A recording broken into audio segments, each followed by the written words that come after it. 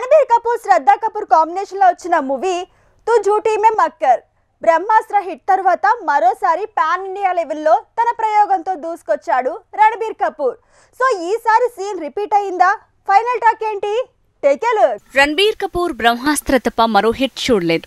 తమాషా తర్వాత ఒక్క హిట్ పడలేదు. సంజు, షంషీరా ఫ్లాప్స్ తర్వాత బ్రహ్మాస్త్రతో హిట్ మెట్టెక్కిన రణబీర్ ఆ జోష్లోనే కవ్వించే కథతో వచ్చాడు.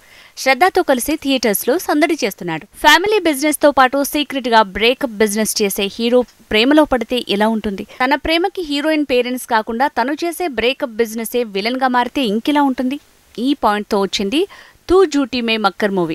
బాలీవుడ్ సినిమాలంటేనే పిజ్జా బర్గర్ కథలంటారు. అచ్చంగా ఇది మరో పిజ్జా బర్గర్ స్టోరీనే.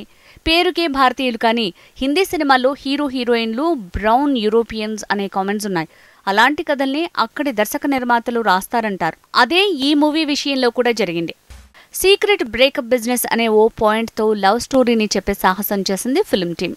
రణబీర్, శ్రద్ధ ఇద్దరు వాళ్ల పాత్రలకు బాగానే న్యాయం చేసిన కథే అన్యాయమైపోయిందంటున్నారు. బ్రహ్మాస్త్రని భక్తి అనే ఫార్ములా కాపాడితే తూ జూటీ మే మక్కర్ని మాత్రం దేవుడే కాపాడాలంటున్నారు.